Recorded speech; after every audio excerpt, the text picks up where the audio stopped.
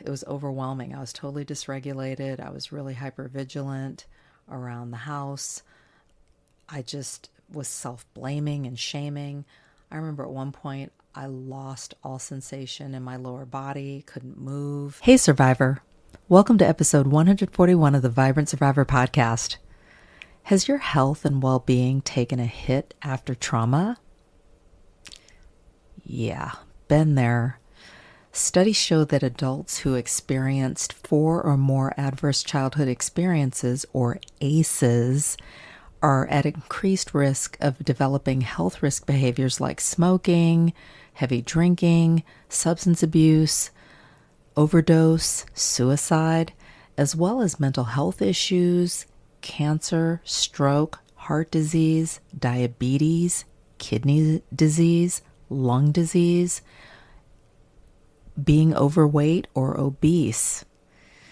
And while the ACE data is really sobering, the good news is that you can change your health trajectory, no matter what has happened to you or when. But first, let's self-regulate with a 4-for-8 breathing exercise, if you'd like. We'll inhale for 4, hold for 4, and exhale for 8. Ready? Inhale, 2, 3, 4, hold, 2, 3, 4, exhale, 2, 3, 4, 5, 6, 7, 8. What do you notice in your body right now? Grab your notebook and pen, and let's dig in. Hey, Survivor. Welcome to the Vibrant Survivor podcast. Do you want to disconnect from a narcissistic or toxic situation and heal? Are you Googling how to identify a narcissist, narcissistic abuse, and boundaries? Are you feeling stressed and lonely while trying to avoid being sucked back in and lied to again? Hey, I'm Lesley. As a busy wife and mom, I fell for the lies and manipulations of narcissists. I wasted my time, talents, and money on users who kept moving the goalposts. I wanted real relationships and business opportunities and to enjoy life with my family.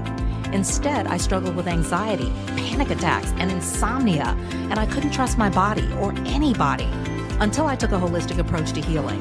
In this podcast, you'll find tips for healthy living, trauma healing, and boundaries so that you'll have the freedom, confidence, and inner peace to respond, not react, after narcissistic abuse. Take a deep breath in, let it out slowly, and just relax. This time's for you.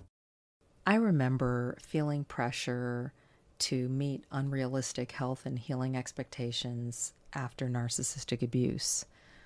I had gone no contact after a couple of narcissistic and toxic relationships, got exposed, and I also recognized some other toxic relationships in my life where it was overwhelming. I was totally dysregulated. I was really hypervigilant around the house. I just was self-blaming and shaming. I remember at one point I lost all sensation in my lower body, couldn't move, felt discouraged, depressed, unmotivated, couldn't get out of bed. Not one of my better moments. And there is a frustration and guilt that you can feel as a survivor when, mainstream advice or just even other people's feedback or opinions or holistic remedies or therapies don't work for you. And it's hard. And one thing that I've learned is that a lot of the pressure that I felt, first of all, was internal. And also that health and wellness after trauma is really personal. And you get to decide what works for you. With that being said, here are some things to keep in mind when you are healing after trauma. One is that the body keeps the score. So listen to yours. Trauma impacts your mind, body, your emotions in different ways for different people. Some people can struggle with chronic fatigue. Some people have autoimmune flare-ups. Some people have anxiety. Me. Or gut issues. Me too. And so everyone's different. It is so important to pay attention to your body's signals instead of trying to force like a one-size-fits-all program or what you perceive to be a one-size-fits-all. And even if you are doing some kind of program, whether it's a group healing program or a study or some kind of fitness program or routine where you're getting the framework from someone else, it's always good to listen to your body and to do what works for you and what's right for you. Which brings me to number 2, one size doesn't fit all. Health trends come and go, and they might not meet your needs as a trauma survivor. So it's important to avoid comparing yourself to others. I call it no como for short. And know that your healing pace is unique. And you can personalize your approach instead of just chasing or fixating on someone else's routine. It's just that, it's someone else's routine. But you'll realize, you may say, like if you're cooking, you may go by the book initially when you're making the recipe, but after a couple of times of making it, when you kind of got the hang of it, well, then you have an opportunity to kind of put your own spin on it, like add your own flair. And some people do that anyway. They'll just kind of look at the recipe, and I've done that too, where I'll just look at it and think, okay, great, I'm going to try this plant-based recipe, and I'll just kind of ad-lib some things right out the gate. Other times I'll go by the book if I'm not really sure, like especially with baking. And once I get the hang of it and I get the science of that down, then I'll start to play with it and put my own spin on it and try different things and get really creative with it. So one size does not fit all. Number 3, go in the strength you have. You don't have to be ready for all the things all at once, especially as a trauma survivor. Like, you're not going to be able to do that, especially if your nervous system is dysregulated. Like, you need to focus on one thing at a time, slow down, really listen to your body and go at your pace, and know that progress counts even if it's a little bit.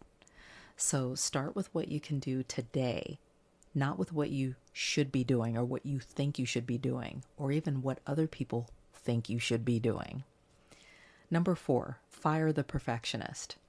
Perfectionism is, especially after trauma, can be like a way to self-protect. But healing actually happens when there's balance, not one extreme or the other. It's important to focus on consistency, stay flexible, and have compassion, especially for yourself, and not like an all or nothing attitude. Like, oh, I didn't forget about it. I didn't work out today. Meanwhile, it's like, okay, I can't feel my legs. Like, I can't get out of bed. And yeah, under normal circumstances, absolutely, I would go on that power walk or I would go lift some weights, but I can't do that right now. And that's okay. This is where I am. What can I do? So just maintaining perspective even in that way, but just maintaining balance can be so helpful in terms of helping to stay consistent on your healing journey without beating yourself up with perfectionism. Number 5, you're not a victim of your lifestyle. You can change it. So small shifts in your lifestyle, exercise, attitude, and nutrition can create changes for the long haul in your health and well-being. And this can help you to add not only years to your life, but life to your years. And it's important to focus on the things that you can control instead of getting fixated on what you can't. and know that you don't have to take on all these different areas of wellness all at once. And again, as a trauma survivor, that's going to be overload for you. So even picking one area and focusing on one thing and being consistent with that can create changes that you'll be able to see and feel that will help you to build momentum to be able to go after other areas of your life and not be overwhelmed. Number 6, skills over pills for the long term. Medication can be helpful in balancing your body in the short term, but learning long-term skills in wellness is crucial. This can help you to build healthy coping mechanisms and prevent future crises. Obviously, if you're, under a doctor's care and prescribed medication, you don't want to just abandon that. It's not about throwing that out the window, but continuing on whatever protocol you're on, but discussing, having a discussion and bringing to the table just some of the things that you can do in terms of building up wellness skills, say in the areas of lifestyle, exercise, attitude, and nutrition, to build your body up and to, improve your health and well-being for the long haul. So consider investing in practices that can help you to regulate your nervous system for the long haul. This could include therapy, it could include a healing program, it could include a study or a specific group that's geared towards that, building up your support network, having, say, a meditation practice or journaling practice. So there are a lot of things that you can do to on the skill front that can help you to be healthier, happier, more vibrant long term. And number 7, celebrate every win. Celebrate your wins, no matter how small. Healing is not linear, and some days may feel like I'm on top of the world, and some days you may feel like, no, I'm not. So it is important to celebrate any progress that you make in any area. It could be better sleep. It could be getting out of bed. It could be getting out of the house, going outside, calling someone, reaching out, connecting with people, tying in with a community of like-minded people that you trust, responding, not reacting after narcissistic abuse, setting boundaries, saying no, having more energy, treating yourself well with real foods, with a whole food plant-based meal, or adding more plants to your diet. It is so important to celebrate those wins. And you can mark your wins in different ways to remind yourself that you are moving forward. You can journal about your wins. You can mark them in your planner, whether it's digital or paper. If you keep a specific wellness journal, you can track your wins in that and look back on it to see how far you've come and be encouraged. A lot of times when you're in it, it's hard to see. And when you're doing little things, especially after trauma, because you may not be able to handle a whole lot. Your system may not be able to tolerate a whole lot. But by marking the wins, you can see the progress. Here's a journal prompt that you may want to try if you'd like. What does my body need from me right now? And what's one small way I can meet that need today? Try it and let me know how you do. Remember, your health and healing journey is yours. No one else gets to determine the pace. You set the pace. Remember, your healing, your pace. It's not a race. Thanks for tuning in, Survivor. Your healing matters. Take care, and I'll talk to you soon. Hey, Survivor! Are you tired of feeling exhausted, stressed, lonely, and stuck in narcissistic relationships, and you just want closure and healing?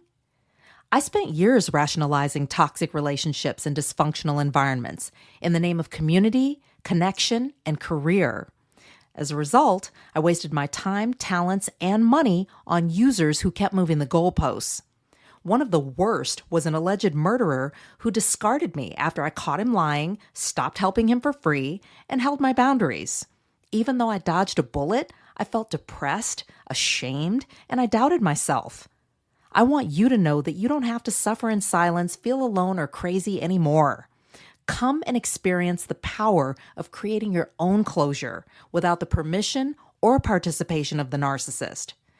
I've been no contact for over 4 years now, and I've grown personally and professionally. I have more clarity, stronger boundaries. I'm building a life and business that I've always wanted and enjoying real relationships. I know you want to break patterns of getting into toxic relationships, even if you don't mean to. And it feels so good to disconnect from dysfunction, set and hold boundaries, provide closure for myself, and focus on self-care. And to empower my kids to do the same. Go to closurecoachingsession.com right now and get ready to heal after narcissistic abuse. If this podcast has helped you understand who and what you're dealing with, sharpen your discernment, and move forward on your healing journey, share it with another survivor. Help me help others by leaving a review for the show. And let's connect on social. Take a screenshot, share it in your IG stories, find and tag me at The Vibrant Survivor, and I'll share your post too. I look forward to connecting with you on IG and seeing you back here. You're not alone and you're not crazy. Know who you're dealing with, know who you are. Take care and I'll meet you back here next week. Bye-bye.